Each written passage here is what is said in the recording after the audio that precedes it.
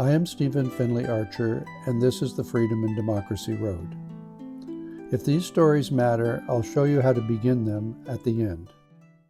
Welcome back to the Freedom and Democracy Road. Today in episode 5, we will talk about freedom and order. Not a choice, but a balance.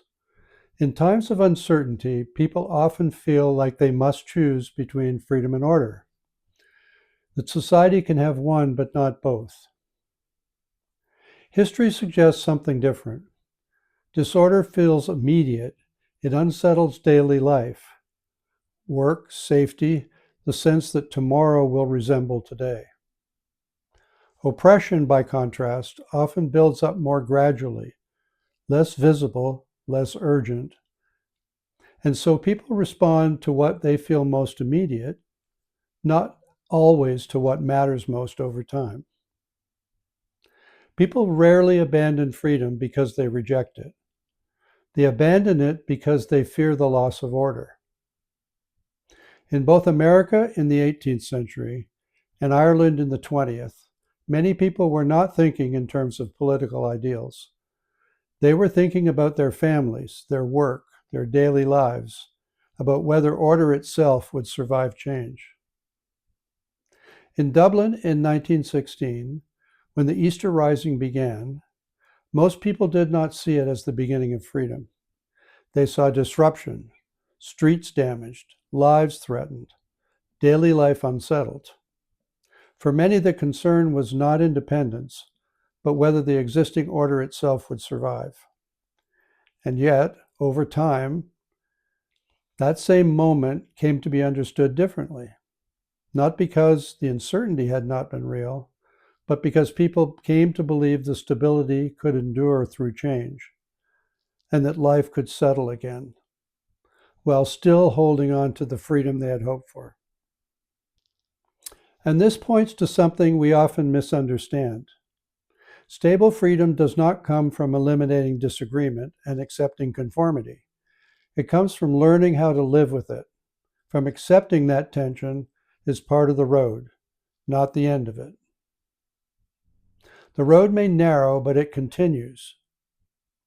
The generation that lived through war often learned this the hard way. They valued constraint after victory. They knew that holding on to a society together requires patience as well as courage. Not every problem could be forced to resolution. Some had to be carried forward. Before we finish, I want to notice a moment on the road in our own time. Not a crisis, not an upheaval, but a pattern we see again and again. In moments of uncertainty, people often call for order, for things to settle again, for life to feel predictable. And in doing so, they sometimes believe they must set aside something of their freedom. But the lesson of history is quieter than that. It is not that one must replace the other. It is that both must be held at the same time. On the road, we see this in small ways, in conversations where people try to listen, even when they disagree, in moments where tension is present but does not break the connection, where people choose to continue forward without giving up either order or freedom. This week, you may notice a moment where tension appears between order and freedom. If you do, just take note of how people react to it, not to resolve it, but to understand it. If you can, offer a steady voice, not to divide, but to explain. That too is part of the road. If this way of looking at things resonates with you, you're welcome to like, subscribe below, and follow the road. When writing historical fiction, the challenge is not simply to recreate events, but to understand how people lived within tension, how they made decisions without knowing how the things would turn out.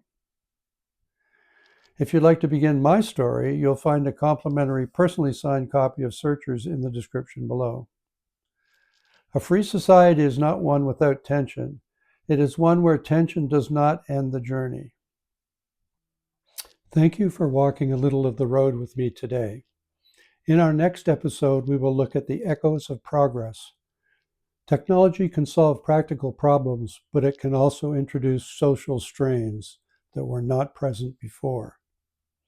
Until next time, stay on the road to freedom and democracy, because the path only continues if we walk it together. Thank you.